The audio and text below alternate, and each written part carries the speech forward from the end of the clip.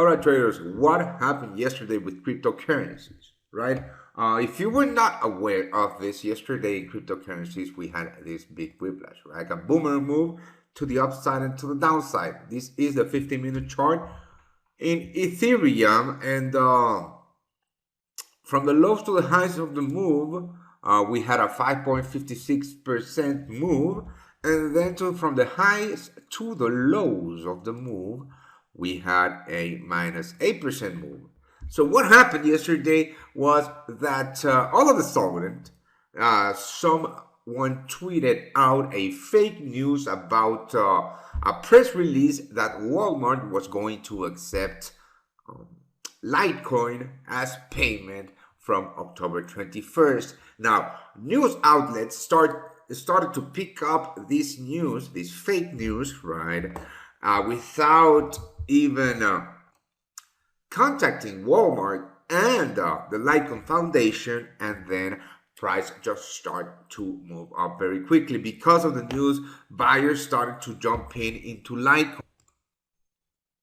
And here is the 15-minute chart in Litecoin.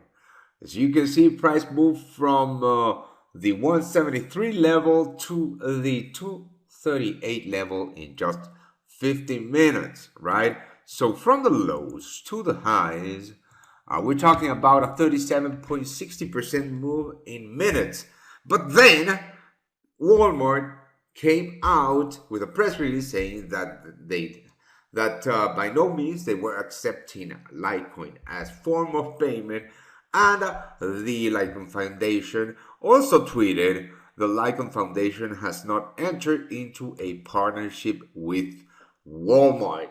So what happened is that, of course, price completely and utterly crashed to the bottoms of yesterday's lows, and for that matter, the weekly lows. But this is extremely important to notice, because this can be part of a pump and dump scheme. But in any case, what to do next? What to do about this move? Can you have profited from that move or not? Let's go back to the hourly, and let's focus on an actual cryptocurrency that we do trade. So every single cryptocurrency saw this move. We can see it on Bitcoin, Ethereum, and Ripple. But Ethereum, what to do next, right? In Ethereum, well, this move was really not that big of a deal. And we continue to believe on the upside in this market. Now, this is the 4-hour chart. And let's have a look actually at the 4-hour chart. After that, this flash crash in Ethereum, well, we continue to be long. Let me show you my trade. And I actually bought the dip in that move. As you can see here, let me put on as you can see, I'm still long from the lows at around the 1741 level.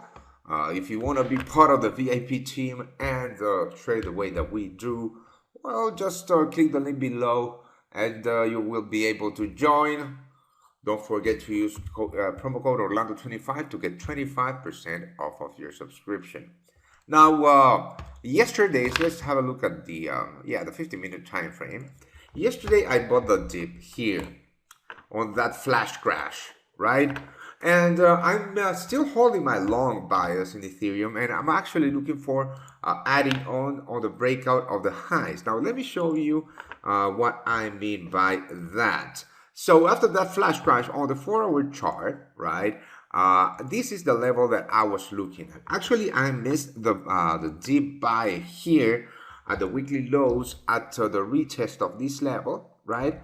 The longs that I have from here still, my actual stop loss is below last month's lows, right?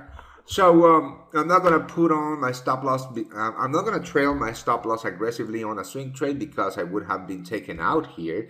But because I don't trade, I mean, I trade the way that I do, and I do not aggressively move my stop losses, I was able to see a line during the flash crash, and actually I started to add up. Now, the reason that I am taking on that ADA on a Ethereum is because I am looking for a continuation here, right?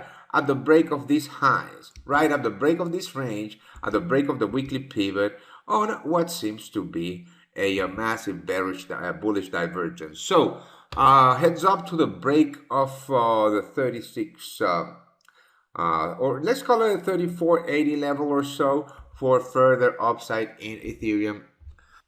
And don't forget, if you want to be part of the VIP team, the link is below this video.